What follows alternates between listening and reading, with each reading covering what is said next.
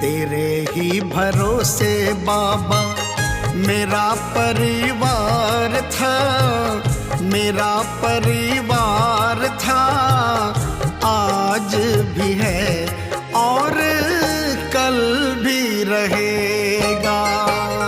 तेरे ही भरोसे बाबा मेरा परिवार था, मेरा परिवार था, आज भी है और कल भी रहेगा।